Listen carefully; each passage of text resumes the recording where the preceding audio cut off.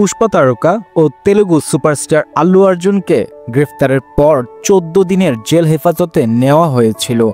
তবে 12 ঘন্টা না পেরোতেই মুক্ত আকাশে বের হয়ে এলেন জুকেগা নেহি বলা আল্লু অর্জুন। পুষ্পা ছবির এই সংলাপটাই যেন ফলে গেল। জামিন পেয়েছেন ভারতের সবচেয়ে বেশি পারিশ্রমিক পাওয়া এই তারকা। শুক্রবার সকালে তাকে গ্রেফতার করেছিল তেলেঙ্গানা রাজ্যের চিক্কাদপল্লী থানার পুলিশ। মামলাটি ছিল নামপল্লী কোর্টে। পরে আদালতে হাজির করলে বিচারক 14 দিনের কারাদণ্ডের আদেশ দেন। গ্রেপ্তার করার পর অভিনেতাকে নিয়ে যাওয়া হয় সেন্ট্রাল জেলে। তারপরই আল্লুর পক্ষে হাইকোর্টে আবেদন জানানো হয়। শুক্রবার সন্ধ্যায় তার অন্তর্বর্তীকালীন জামিন মঞ্জুর করেন তেলেঙ্গানা হাইকোর্ট। জানা যায় বুধবার 4 ডিসেম্বর হায়দ্রাবাদে ছিল নতুন এই সিনেমার প্রিমিয়াম শো, যেখানে উপস্থিত ছিলেন আল্লু অর্জুন নিজেই। আর সেখানেই ঘটে যায় বিপত্তি। হায়দ্রাবাদে পুষ্পা 2 ছবির প্রিমিয়ারে ভিড়ের চাপে প্রাণ যায় রেবতী নামের এক নারীর। গুরুতর আহত হয় তার সন্তান।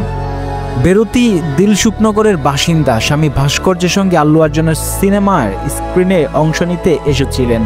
সঙ্গে ছিল তাদের 2 সন্তান।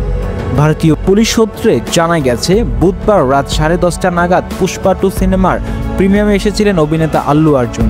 তাকে দেখতে হাজার হাজার মানুষের ভিড় জমায়। পুলিশ ও নিরাপত্তারক্ষীরা ভিড় নিয়ন্ত্রণ করার চেষ্টা করলেও ভিড় এতটাই বেড়ে যায় যে সিনেমা হলের মেন গেটও ভেঙে পড়ে। বাধ্য হয়ে পুলিশ লাঠিচার্জ করতে শুরু করে। এরপরই হুড়োহুড়ি শুরু হয়। ধাক্কাকে মাটিতে পড়ে যান 35 বছর বয়সী নারী।